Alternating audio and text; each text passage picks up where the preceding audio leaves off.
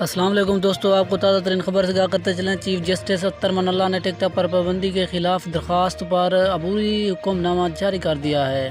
Chief justice اسلام آباد high court justice اطہر من اللہ نے ٹک ٹاک پر پابندی کے خلاف درخواست پر اپنی عبوری حکم نامے میں کہا کہ عدالتی حکم نامے پڑھنے کے بعد واضح ہوا کہ ٹک ٹاک پر پابندی کا کوئی حکم نہیں دیا گیا۔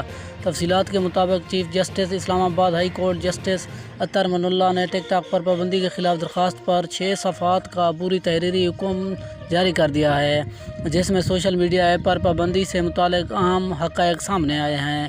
عدالتی فیصلے میں سندھ ہائی کورٹ میں پی ٹی اے کے جانب سے جمع کرائی گئی رپورٹ کا ذکر بھی کیا گیا ہے، جس میں پی ٹی آئی اے کے جانب سے ایک فیصلہ ٹک ٹاکرز کے قابل اعتراف مواد کی وجہ سے ٹک ٹاک پر پابندی کا انکشاف ہوا ہے۔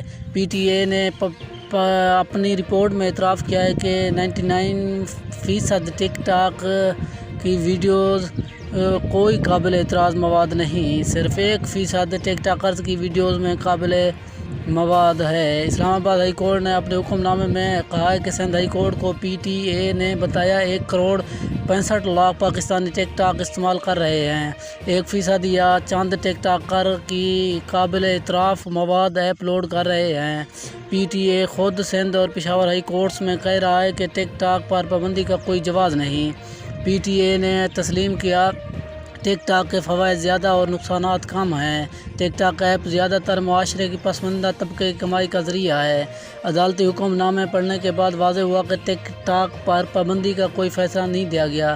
پی ٹی اے وکیل عدالت کو مطمئن نہ کر سکے کہ ٹک ٹاک پر پابندی کیوں لگائی۔